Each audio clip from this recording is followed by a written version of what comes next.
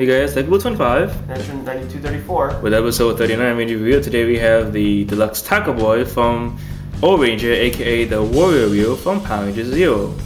Archer got the Japanese version of the box, and it's actually almost the same exact size box that we got in the American version. And here is the Tackleboy, or the Warrior Reel as we call it.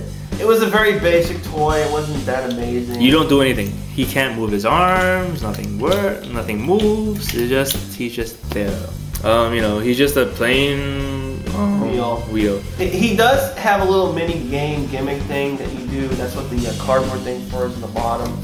Basically, you throw him across the floor and aim for this target, and then when he lands onto it, he opens up.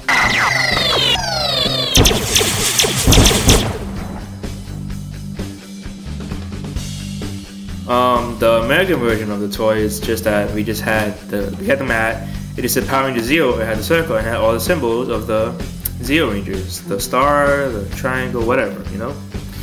He's actually cool. He doesn't really do much. Like I said, he has no controller. He is randomly. Unfortunately, they didn't make him have separated feet or anything. Yeah, so he just looks like a little wobbly bobblehead.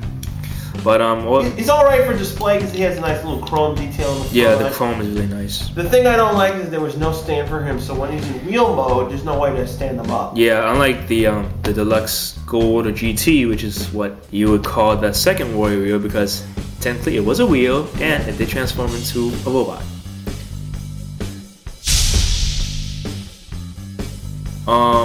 They transform him, put his head down, and then push the back in. And you just fold the arms. And that's it. He's his wheel form.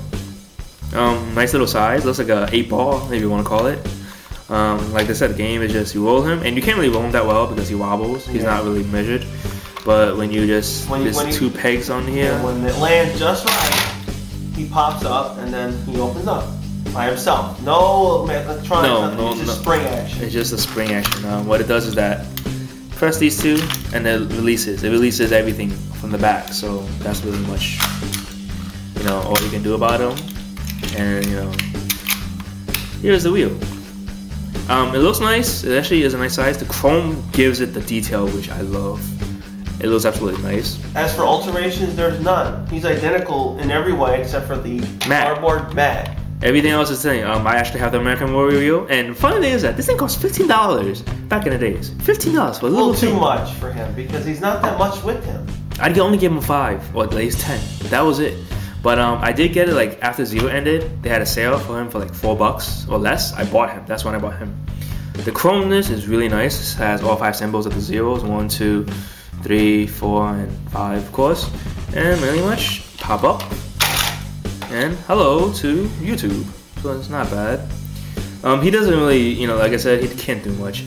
And in the show, he was used a few times, but mainly with the Super Zeo and then the team up with the Zeo Makers. Yeah. What happens is that when they shot him out of the cannon-ish thing, whatever you want to call it, he rolls up and he pops up.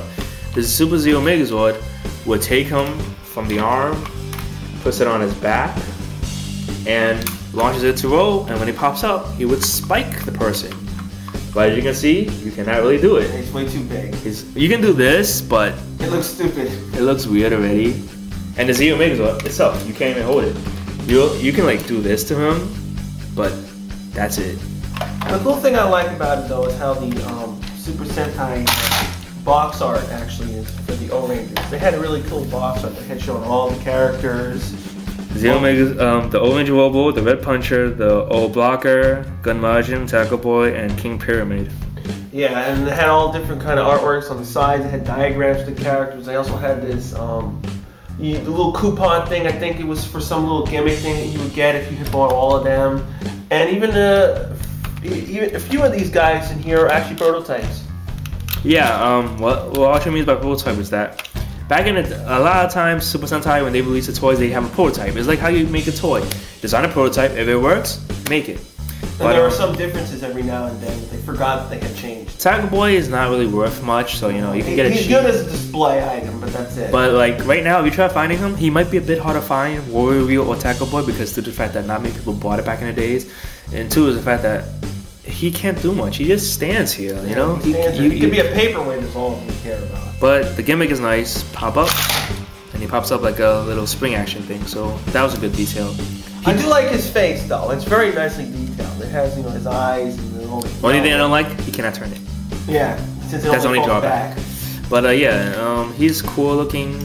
He's chromed, like I said. Chromeness always helped. Do get him if you do like the Zero line or the O line. But other than that, funny thing is that for me, I bought the Core 4, but I didn't get the Pyramidas or the Auric the Conqueror. I don't know. I found Auric to be weird anyway, but.